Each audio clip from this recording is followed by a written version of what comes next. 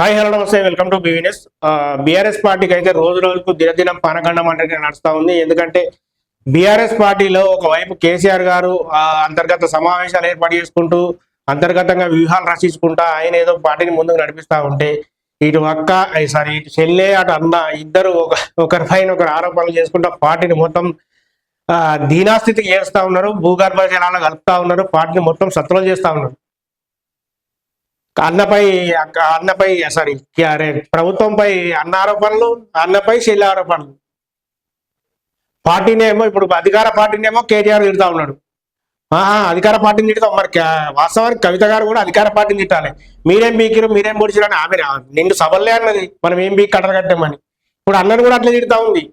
పార్టీని మొత్తం సత్రం చేస్తా ఉన్నాడు. వైపు అనేసినావు మెల్లగా అన్నో ఇన్నో మాట్లాడుకుంటూ ఆయన చేస్తా ఉంటే ఇప్పుడు వీళ్ళు మొత్తం ఇజ్జత్ తీస్తా ఉన్నారు పార్టీని.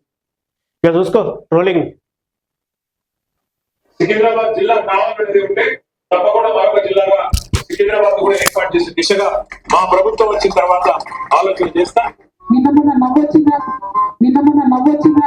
కేటీఆర్ గారు పోయి సికింద్రాబాద్ జిల్లా చేయాలని ఉద్యమం చేస్తున్నారు. సికింద్రాబాద్ జిల్లా చేయాలని ఉద్యమం చేస్తున్నారు. 10 ఏళ్లలో సికింద్రాబాద్ జిల్లా కావాలనేది ఇప్పుడు 10 ఏళ్లలో ఏం ఇప్పుడు ఆమె భాషలో చెప్పాలంటే నిండు సభలే అన్నది. ఇక బయట ఏం బీ కట్టలు కట్టామని 10 ఏళ్లలో నువ్వు ఎందుకు చేయలేదు?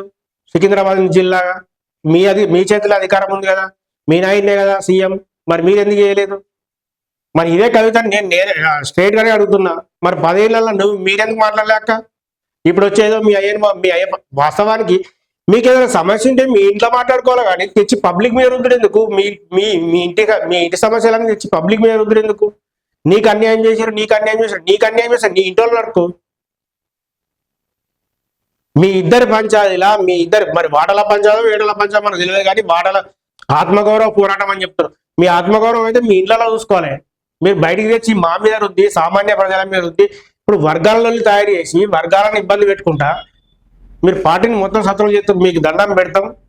మీరైతే మీ ఇద్దరు మీ కుల పెద్దల దగ్గర మాట్లాడుకుంటారా మరి ఎవరి దగ్గర మాట్లాడుకుంటారో మాట్లాడుకొని ఆ పార్టీ జరగంత కాపాడండి.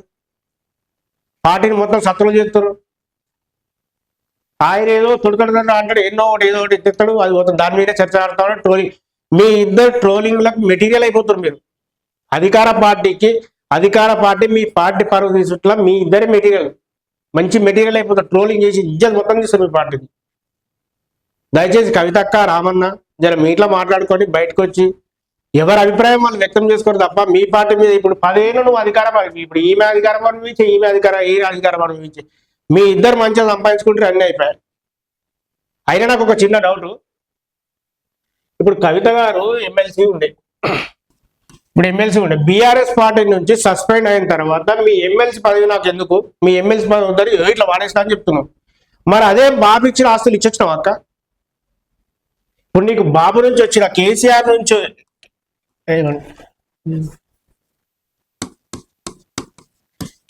నుంచి వచ్చిన ప్రాపర్టీస్ నీకు ఏవైతే ఇచ్చిండో మరి వాళ్ళకి ఇచ్చేపోయినావు.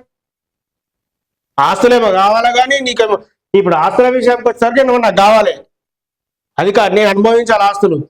మరి అదే మరి బాధ వచ్చినప్పుడు నువ్వు అండగా ఉండొచ్చు కదా. అన్ని నీకే కావాలంటే ఇట్లా మరి 10 వద్దన్నప్పుడు ఆస్తులు కూడా ఇచ్చేసే ఆయనకు. నీకు వాళ్ళతో సంబంధం లేదు, అన్ని తెంచుకొని వచ్చినా చెప్తారు కదా. మరి వాళ్ళ ఆస్తులు వాళ్ళకి ఇచ్చే. కనీసం మీ డాడీ ముఖం చూడకుండా ఆయన మొత్తం పార్టీ పరువు తీసుకుంటా మీ కుటుంబం పరువు మీ కుటుంబాన్ని మొత్తం బజార్లో మీరే పెడుతున్నారు అక్క. దయచేసి ఇప్పటికైనా మీ అంతర్గతంగా మీరు మాట్లాడుకోరు. మీ కుల పెద్దల దగ్గర మాట్లాడుకుంటారు, వాళ్ళ దగ్గర మాట్లాడుకొని పార్టీ పరువు తీయకుండా అనవసరంగా కార్యకర్తలు ఏడుస్తున్నారు.